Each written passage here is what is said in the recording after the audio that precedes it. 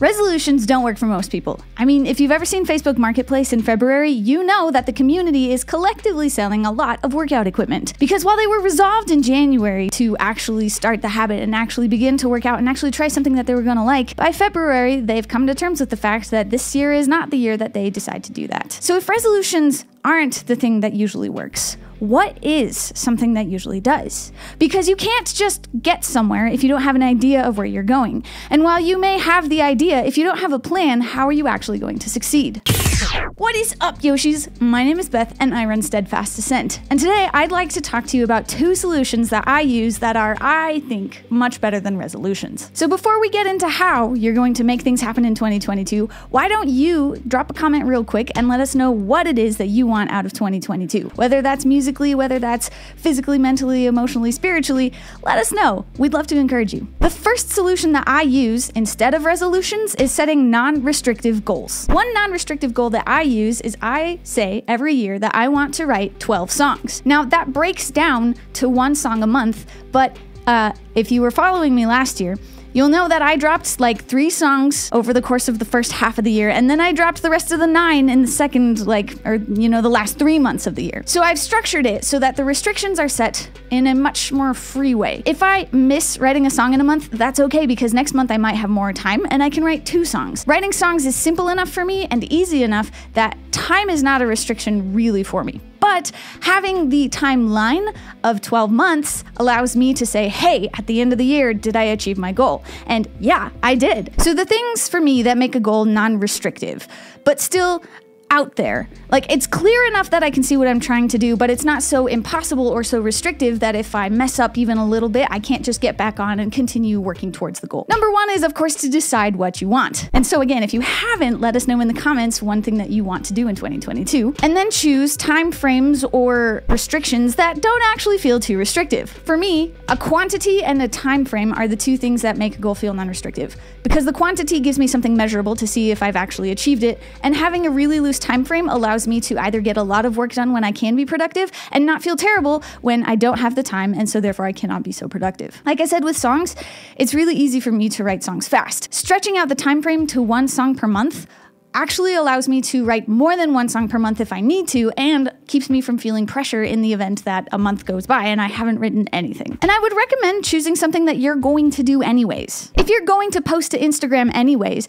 then it might be beneficial to say, oh, I want to post to Instagram 3 times a week, or I want to post a meme once a week. You're gonna do it anyways, so you might as well harvest the dopamine and give yourself a little boost up and encourage yourself to actually do more than you necessarily set out to do. And that, I think, is the thing I really like about non-restrictive goals, is that if they're really easy to achieve, then I can go ahead and overachieve them very easily also.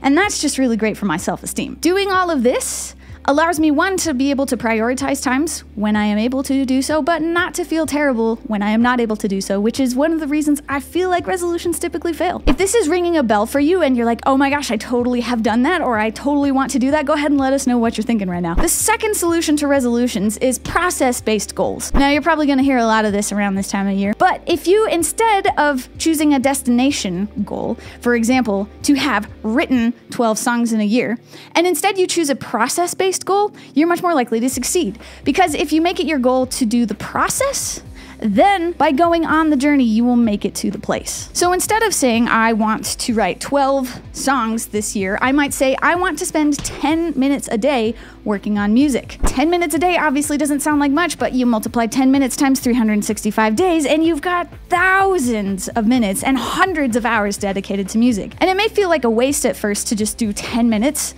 but at the other hand, if you commit to doing the first 10 minutes, then the second 10 minutes is much easier to do because you've already started with 10 minutes. And so by getting yourself into a habit or setting a goal of doing something that is process-based, it allows you actually to achieve much more over the course of a year. So once you've decided what you want, consider what processes will achieve that goal. What process will it take for me to do this thing? If you want to write an album, what are the things you're gonna have to do to actually make that happen? And then make that your goal. So ask yourself, what's a daily or a weekly practice that will get me to where I want to go? And then if you're like thinking, oh, like weekly, like I could get together with my band once a week, Cool. Well, what's one thing that you can do daily to help yourself and or your band or whoever achieve that purpose? My recommendation is to keep it so simple that you can actually do it before bed. Because the reality is that a lot of times with resolutions, we just get caught up in our day, and then when the day is over and we're getting ready for bed and we're like, oh man, I didn't do the thing,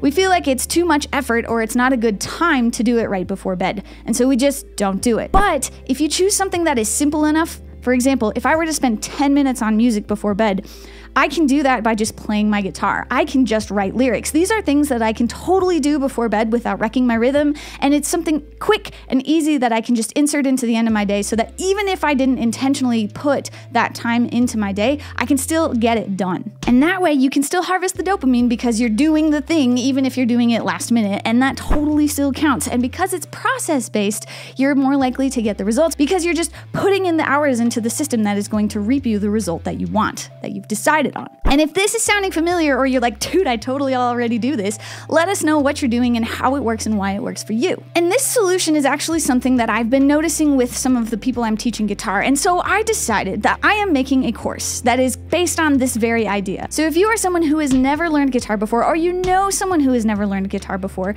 I'm building out a program that will take 5 minutes a day, and it will work you through progressively, sequentially, in follow-along format, the skill of playing guitar. If this sounds like something you'd be interested in, go ahead and sign up for my email list and I'll let you know when that comes out. So what do you want from 2022? Are you resolved to get there, or are you maybe perhaps going to set a non-restrictive goal, or even better, set a process-based goal? What kind of things are you doing? I'd love to hear from you. I have a non-restrictive goal of writing 12 more songs this year. And I have a process-based goal of writing for at least 30 minutes every day. By the end of the year, I'm gonna have so many words. Thank you so very much for watching. I hope to see you next time.